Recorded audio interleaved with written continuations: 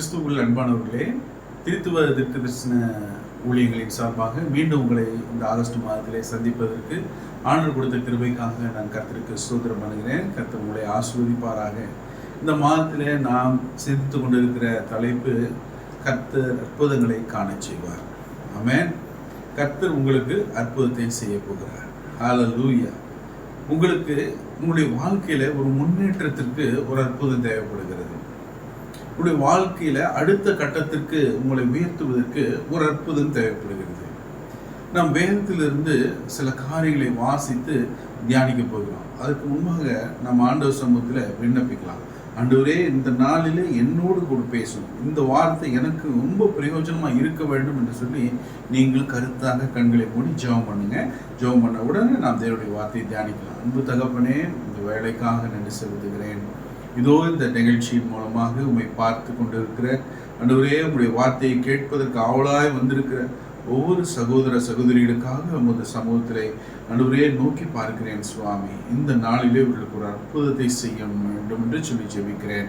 இவருடைய வாழ்க்கையின் முன்னேற்றத்திற்கு, இவருடைய அடுத்த கட்டத்திற்கு உயர்த்துவதற்கு ஒரு அற்புதம் தேவைப்படுகிறது. சுவாமி, அந்த அற்புதத்தை இந்த தேவ செய்தியின் மூலமாக இவர்கள் யாமல் பெற்றுக்கொள்ளும்படி அடியனை நீர் மறைத்து உங்கள் வார்த்தையை வாயில வைத்து நீர் பேசும்படி சொல்லி ஜெபிக்கிறேன். ஒவ்வொருவருக்கும் மகிழ்ச்சியான நாளாய் இதை அமைத்து தார். ஆசீர்வதி.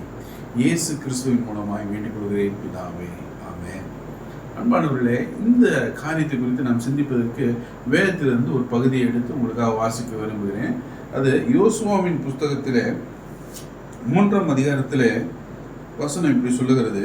5வது வசனத்தை நான் வாசிக்கிறேன். யோசுவா ஜனங்களை நோக்கி, உங்களை பரிசுத்தம் பண்ணி கொள்ளுங்கள், நாளைக்கு கர்த்தர் உங்கள் நடுவிலே அற்புதங்களை செய்வார் என்றார். ஹல்லேலூயா. உங்களை பரிசுத்தம் பண்ணி கொள்ளுங்க, அப்பொழுது நாளைக்கு கர்த்தர் உங்கள் நடுவிலே அற்புதத்தை செய்வார் அப்படின்னு யோசுவாவுக்கு தேவனுடைய வார்த்தை வந்து அதை மக்களுக்கு தெரியப்படுத்துகிறார். அன்பானவர்களே, இன்றைக்கு ஆண்டவர் உங்களோடு கூட சொல்ல விரும்புகிற காரியம், உங்களை தேவனை சந்திப்பதற்கு, தேவன் வாழ்க்கையில் ஒரு அற்புதத்தை செய்ய அவர் பிரியமுள்ளவராக இருக்கா, அதுக்கு நீங்க ரெடியா? அந்த அற்புதத்தை பெற்றுக்கொள்வதற்கு நீங்க ஆயத்தப்படுங்கன்னு ஆண்டவர் உங்களுக்கு சொல்லுகிறார். நீங்க ஆண்டவரை சந்திக்கிறதுக்கு ஆயத்தப்படுங்க. பரிசுத்தம் பண்ணி கொள்ளுங்கன்னா உங்களை ரெடி பண்ணி கொள்ளுங்க, உங்களை ஆயத்தப்படுத்திக் கொள்ளுங்க. கர்த்தர் உங்கள் நடுவில் பலத்த அற்புதத்தை செய்ய போகிறார். அந்த அற்புதத்தை நீங்கள் பெற்றுக்கொள்வதற்கு நீங்க ஆயத்தப்படுங்க. ஹல்லேலூயா. அன்பானவர்களே, நீங்க ஒவ்வொரு நாளும் தேவனுடைய சமூகத்துல விண்ணப்பம் செய்து, நாம ஒரு போட்டின்னு வச்சுக்கொள்ளுங்களேன். ஒரு ஓட்டப்பந்தயம் ஓடினா அந்த துப்பாக்கி சுட்டு ஓட்டப்பந்தயத்தை தொடங்கி வைப்பாங்க. அதுக்கு முன்னாடி பார்த்தீங்கன்னா அந்த ஓட்டப்பந்தய வீரர்கள்லாம் ஆயத்தமாவாங்க. அவங்க சரியான பொசிஷன்ல நிற்பாங்க. அதை எல்லாத்தையும் சரிப்படுத்தி கொள்வாங்க. எப்போ அந்த துப்பாக்கி சத்தம் கேட்குதோ அடுத்த வினாடி அவங்க புறப்பட்டு ஓடுவாங்க. அப்படிதான் அந்த ஓட்டப்பந்தயம் நடத்துவாங்க. அதே போலதான் ஆண்டவர் உங்களை ஆயத்தப்படுத்த சொல்றார். Ready, be ready. ஆண்டவர் உங்களை அந்த அற்புதத்துக்கு உங்களை ப்ரிப்பேர் பண்ணி கொள்ளுங்க. உங்க நடுவில் கர்த்தர் அற்புதத்தை செய்ய விரும்புகிறார். உங்க வாழ்க்கையில் முன்னேற்றத்துக்கு அநேக தடைகள் இருக்கிறது. உங்க வாழ்க்கை முன்னேற்றம் அடையணும்னு நீங்க ஆசைப்படுறீங்க, ஆனா அதுக்கு நடுவில் ஒரு பெரிய தடை இருக்கு. அதை தாண்ட முடியல உங்களுக்கு. இந்த தடையை நீக்கி போட்டு உங்களுக்கு ஒரு அற்புதத்தை செய்து உங்களை மகிழ பண்ணுவது தான் தேவனுடைய விருப்பமாக இருக்கிறது. அதற்கு நீங்க என்ன செய்யணும்? அதுக்கு ஆயத்தமாகணும். நான் இந்த வேத பகுதியில வாசித்து பாருங்க. இதுல 3வது வசனம் என்ன சொல்லுது?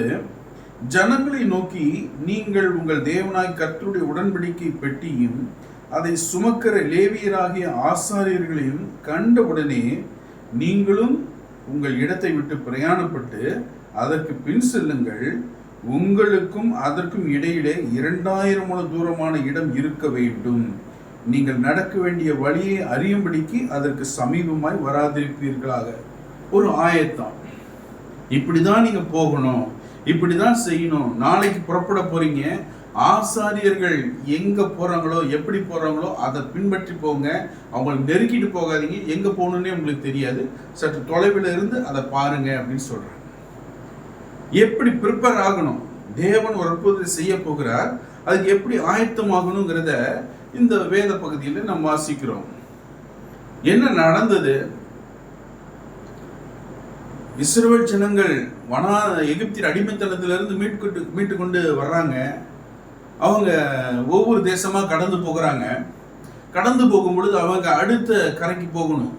நடுவுல யோர்தான் ஒரு பெரிய தடையா இருக்கு. அந்த யோர்தானை கடக்கிறது ரொம்ப கஷ்டம். ஏன்னா அது அந்த கரெக்டான அந்த சீசன்ல கரைபுரண்டு ஓடுமா அந்த தண்ணி.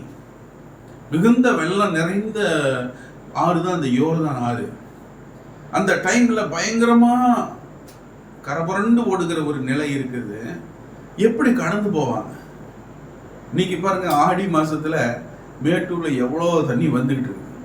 கர்நாடகாவில் தண்ணி எல்லாம் நிரம்பி அணைகள்லாம் திறந்து வெள்ள எச்சரிக்கையெல்லாம் விட்டு எல்லாம் பாதுகாப்பான இடத்துக்கு போங்கன்னு சொல்லி அறிக்கை பண்ற அளவுக்கு தண்ணி அதிகமாக வந்து கொண்டு இருக்கு. கரை புரண்டு ஓடுகிற அந்த தண்ணியை அப்படியே நிறுத்த சொன்னா எப்படி இருக்கும்? யோசிச்சு பாருங்க. ஒரு வினாடிக்கு 1,00,000 கனஅடி தண்ணி திறந்து விடுறாங்கன்னா அது எப்படி தடுத்து நிறுத்த முடியும்? அப்படிதான் யோர்தான் நதி புறப்பட்டு வந்துட்டு இருக்குது. திரளான வெள்ளத்தோடு அதிக அளவுல தண்ணி வந்துட்டு இருக்கு. அந்த நடுவுல கர்த்தர் ஒரு அற்புதத்தை செய்ய போறார். உங்க நடுவுல ஒரு பெரிய பிரச்சனையா இருக்கலாம். நீங்க மலைச்சு போகிற அளவுக்கு உங்க வாழ்க்கையில பிரச்சனை அல்லது குறுக்கில் ஒரு தடை இருக்கலாம். அந்த தடையை நீக்கி உங்களுக்கு அற்புதம் செய்யறதுக்கு தேவன் வல்லவராயிருக்கிறார். ஹல்லேலூயா. இந்த பிரச்சனையின் மத்தியிலே தேவன் உங்களுக்கு அற்புதத்தை செய்ய உங்களை மகிழ பண்ண போகிறார். என்ன நடந்தது? இந்த ஆசாரியர்கள் அவருடைய பாதங்கள் அந்த நதியின் கரை ஓரத்துல காலை வச்ச உடனே என்ன நடக்குது? அந்த தண்ணீர் அப்படியே பிரிஞ்சு போகுதுங்க. ஒரு குவியலாட்டம், ஒரு மதிலாட்டம், ஒரு மலை போல அந்த தண்ணி அப்படியே பின்னிட்டு போகுது. இந்த பக்கம் ஏற்கனவே அந்த தண்ணி விலகி ஓடிடுது.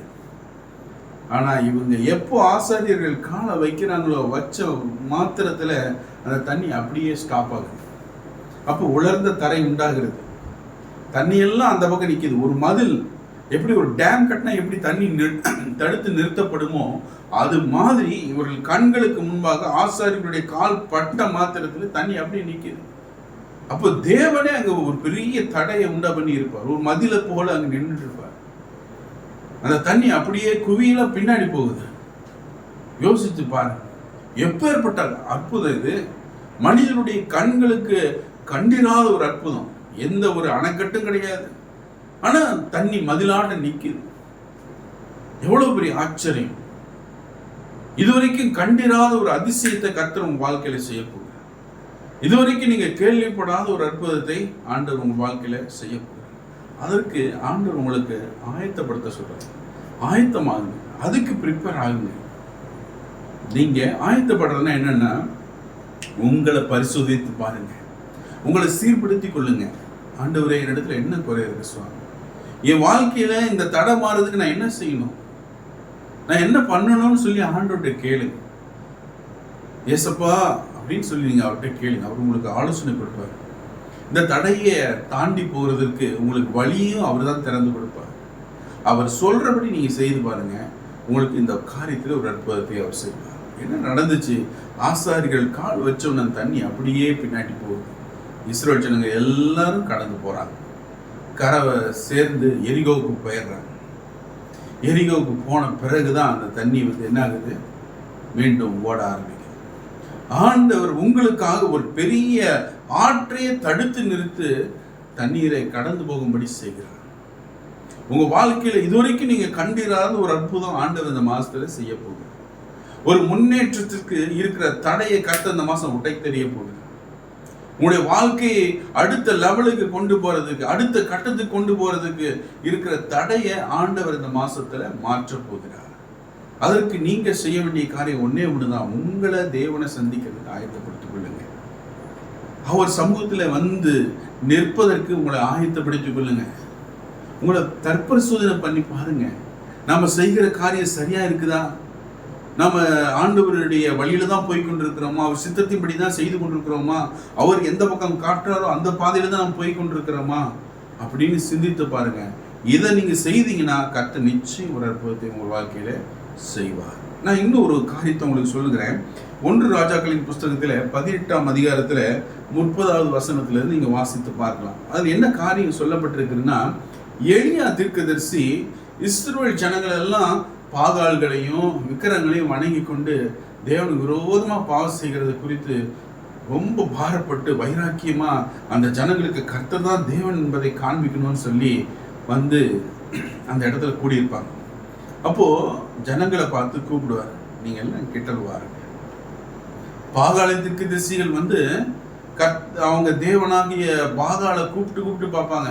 எதுக்காகன்னா, வானத்திலிருந்து அக்னியினால பதில் கொடுக்கிறவர் தான் தேவன் அப்படின்னு சொல்லி ஒரு சேலஞ்ச் வச்சிருப்பார், ஒரு போட்டியை வச்சிருப்பார் எலியாவும் மற்ற தீர்க்கதரிசிகளின் மத்தியில். அவங்க காலையிலேருந்து சாயந்தரம் வரைக்கும் பிரயாசப்பட்டிருப்பாங்க. ஒன்று அவங்களால கூப்பிட்டாலும் என்ன பிரயாசப்பட்டாலும் தன்னுடைய உடம்புலேருந்து ரத்தத்தெல்லாம் சிந்தினா கூட அவங்க வணங்கி கொண்டிருந்த விக்கிரங்களுக்கு பதில் சொல்ல முடியல.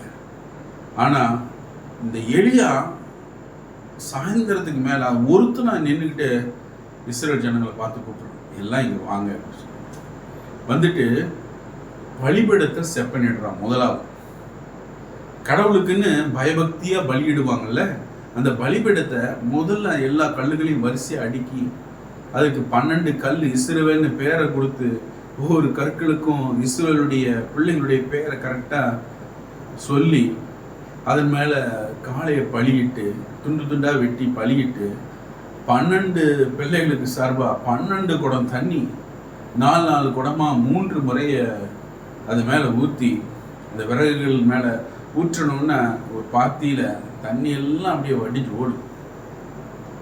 பச்சை பசேர்னு இருக்கும் அந்த மரங்கள்லாம். ஏன்னா தண்ணி ஊற்றி அதெல்லாம் ஃபுல்லா நனைஞ்சிருக்கும்.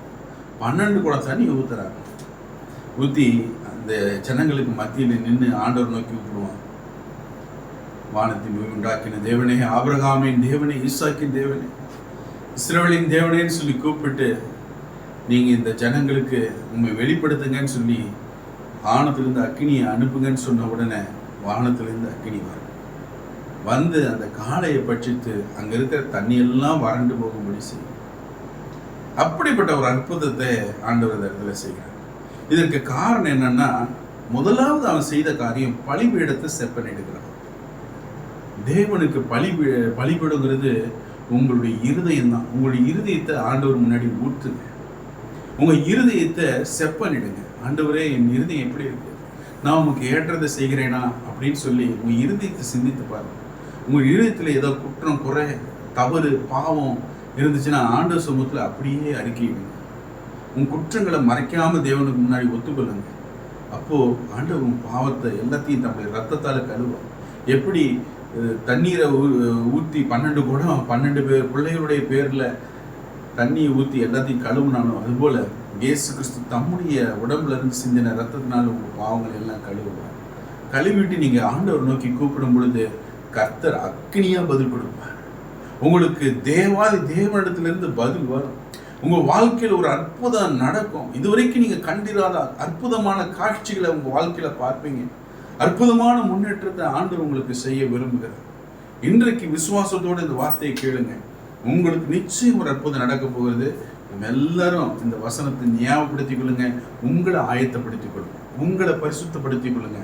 கர்த்தர் உங்கள் வாழ்க்கையில அற்புதம் செய்வார். நம்ம எல்லாம் கண்களை மூடி ஜெபிக்கலாம். அன்பு தகப்பனே, இந்த வார்த்தையை கேட்டுக்கொண்ட ஒவ்வொரு சகோதர சகோதரிகளுக்காக உங்கள் சமூகத்துல மீண்டும் வருகிறேன் அப்பா. ஒவ்வொருவருக்கும் இன்றைக்கு அற்புதம் தேவை.